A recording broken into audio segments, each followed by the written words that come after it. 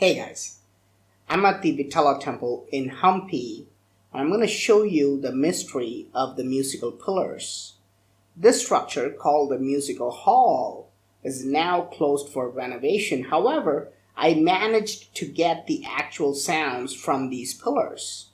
Here's a pillar which shows a man playing ancient drums. Now, if you tap this, you will hear the sound of these drums.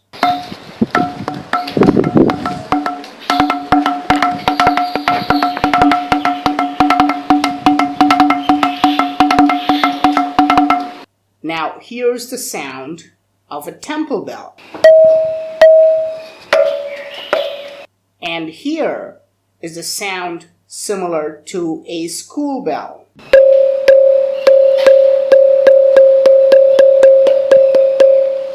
Now, you can combine these various sounds to create even modern sounds. For example, this is the combination of the temple bell and the school bell to create the modern day doorbell.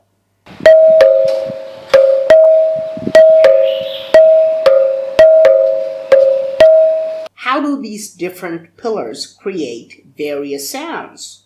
But this is nothing when you take this pillar that's made of one stone and has small columns carved onto it. If you tap on each of these small columns, they create the 7 notes of the musical scale in Indian classical music, which is similar to do, re, mi, fa, sol, la, ti in Western world. This is what it sounds like.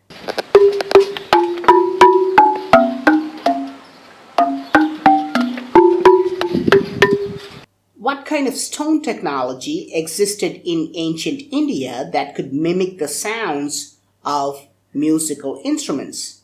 We can see many different sounds of advanced instruments like jaltarang, which uses water waves.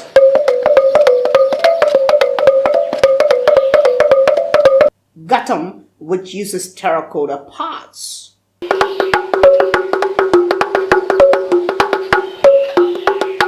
And even sounds of string instruments are created on these pillars. How do these pillars, made of the same material, which is granite, create these various sounds? Is it possible that the ancient builders somehow created holes inside these pillars? Because the only way to make different sounds from the same material is to alter its density. So, do these pillars have holes inside them to enable them to create various sounds? The British had the same question in mind, and they not only took a huge pillar but also cut one of the small columns to see what was inside. Here you can see the column that is missing. This was cut by the British during pre-independence in 1930s. And they were surprised to find that all these pillars and columns are just made of solid rock. So, if there are no holes inside these pillars, how do you make them create different sounds? If they altered the dimensions like height, width, and diameter, you could at least make them sound a little bit different. But if you look closely, all the columns have the same height, width, and diameter, yet they create the 7 different notes of the Indian musical scale. If they're all of the same dimensions, same material, and don't have holes inside, how do they create different musical sounds? The only way this could be achieved is by changing the intrinsic density of the pillars, by adding a new material to it in different proportions, like modern day alloys. Today, we melt various metals and add them in different ratios to create the desired effect. However, did ancient builders melt solid blocks of granite and mix it with other materials to create different sounds? Locals argue that the musical pillars were created using rock melting technology. As evidence, they say that chains made of rocks were hooked to these corners on the ceiling. Now, this would be impossible without melting the rocks. These rock chains were later destroyed during foreign invasion, just like the Temple Tower. A chain made of solid rock. Is something like that even possible? Why do these corners have empty hooks? Based on a tip, I traveled to Kanchipuram, which is 300 miles from Hampi. And here we can see the chains hanging from the hooks on the corners of the ceiling. Yes, these chains with many links are in fact made of stone. Archaeologists have confirmed that these are made of stone and were created at least 700 years ago. How could anyone create these stone chains with primitive tools? Even today, such a technology is not possible with modern machines. What kind of machines were used in ancient times, and how were they able to create these chains made of rock? But this is not even the main problem. The problem is that while the stone chains are made of sandstone, the ceiling is made of granite blocks. So how could they connect two different types of rocks at this junction? We know for a fact that this is impossible without melting the rocks. There is no way to connect two different materials using links unless one of them is melted. So these rock chains prove that the ancient builders did in fact melt the rocks and changed its density like modern day alloys. Now let's go back to the musical pillars of Hampi. We can be sure that the rock chains were once hanging from the ceiling of the musical hall. Otherwise, there's no need for these hooks.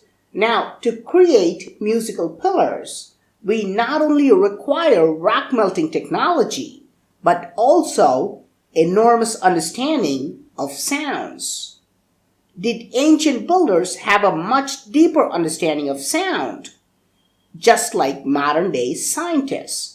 Today, we use a technology called cymatics to understand sound and vibration. When struck with different musical notes and vibrations, different geometric patterns emerge. Is it possible that ancient builders were also using cymatics? And more importantly, are these patterns carved in the Temple of Hampi? Here you can see cymatic patterns carved on the ceiling of the Hampi temple. These carvings clearly resemble the patterns similar to the musical notes. Each musical note creates a certain pattern, and the ceiling of the musical hall is full of varying patterns. Even better, these carvings show sound in 3 dimensions, and today we can create 3D cymatic patterns of the same sounds using holograph technology. Is it a coincidence that these cymatic patterns are carved all over the ceiling of the musical hall? Why else did the ancient builders take enormous pains to create these varying patterns on the ceiling? Now, what's more interesting is that the musical hall is closed because people have damaged it by tapping the pillars with keys and coins. While in ancient times, musicians exclusively used sandalwood sticks to tap on these pillars. And if you look at this cymatics pattern closely, we see exactly what is going on. The women are standing in a circle, tapping with sticks, and the sound they create is visually depicted in the center. Now, let's go into the main chamber of the temple to see if we can find more evidence. This place is completely dark and infested with bats, but it once housed the idol of Vitala, the main god of the temple. The idol is gone now, but on the ceiling you can see a very large cymatics pattern.